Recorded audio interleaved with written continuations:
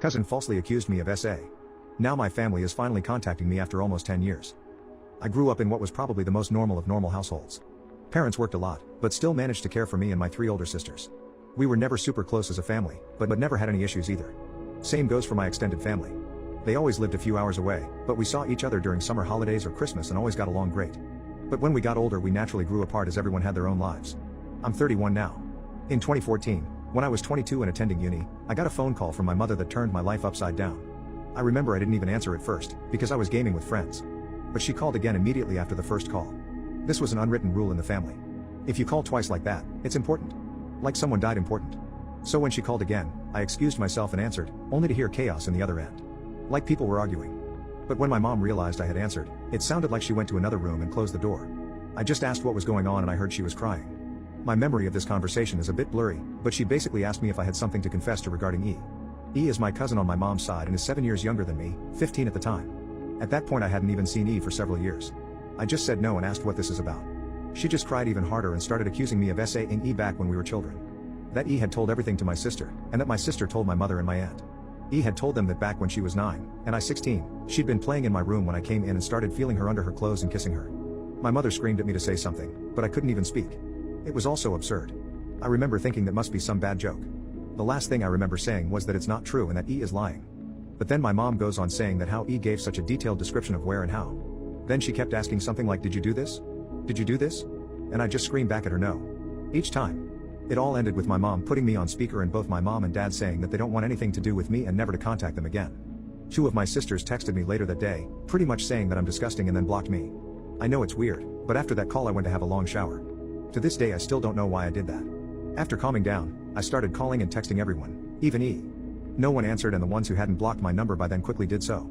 The only thing I heard back was from my father who texted me to stop contacting them and that they need to heal. That was 9 years ago and I haven't spoken to anyone in my family since that day. To say this fucked me up is an understatement. I was living in a haze for weeks after that and hardly ate at all. It didn't help that this was right before I was supposed to defend my bachelor's thesis and was already stressed out. Luckily my co-writer sensed something was up and saved me by controlling the conversation so that I got the easy parts. Without him I would have failed. Needless to say, no one came to my graduation. Then started the worst period of my life. I spent the first year expecting the cops to knock on my door and arresting me for sexual abuse. I didn't land any jobs, just living off my saved money. I drank a lot and did oxy. I also grew resentful and violent. The only reason I didn't hurt anyone is because no one was around. My neighbor called the cops on me once after I had smashed a glass, but I managed to convince the officers that I had just dropped it, and they went away since there were no others inside my apartment. Instead of sleeping, I spent my nights planning how I could hurt E and make sure no one ever found out. Even thinking how I could actually do the things she'd accused me of, but much worse. I know, I'm not proud of that. I landed my first real job in my field in late 2015. Only then did things start to improve. I focused all my time on my job, as it gave me something normal to do. Recovery was a slow process, but I drank less and smiled more. I lived cheap and earned good money, so I made a point of buying myself a nice gift for my birthdays, a VR headset, a motorcycle, Lego etc. And last year I moved from my shitty apartment and bought a small house. It was an old dream of mine to have my own garage and a garden to care for. This has boosted me even more. So my life is okay now. I still got problems. I've been on antidepressants for the last few years and while they help, it's not in a happy way. They simply remove the dark thoughts and replace them with dead ones. My trust in other people is close to non-existent. I've tried dating, but only been on 2 dates with 2 different women. It's really hard to speak like a normal person when it comes down to it. And what would I tell a potential partner when she asked about my family? Oh, you know, they accused me of a heinous crime and we're not talking anymore. But I didn't do it, I swear.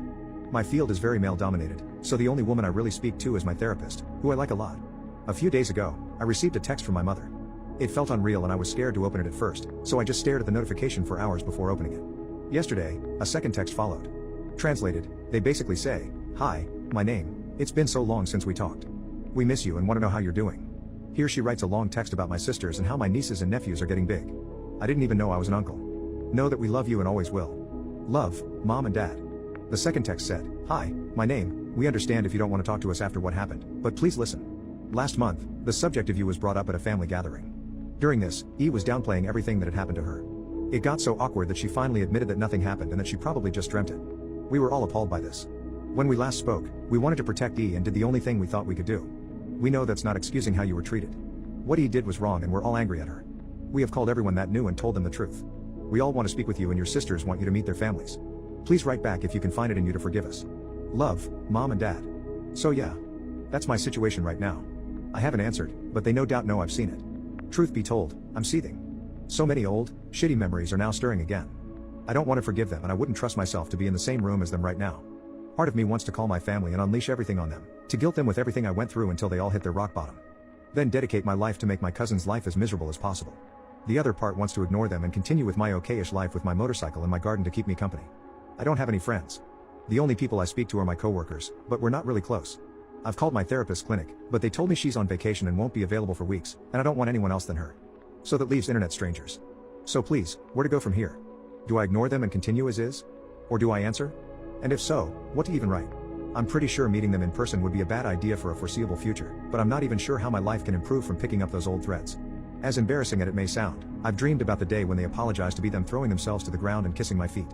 Texting seems so anticlimactic now. Cousin falsely accused me of SA. Now my family is contacting me after almost 10 years part 2.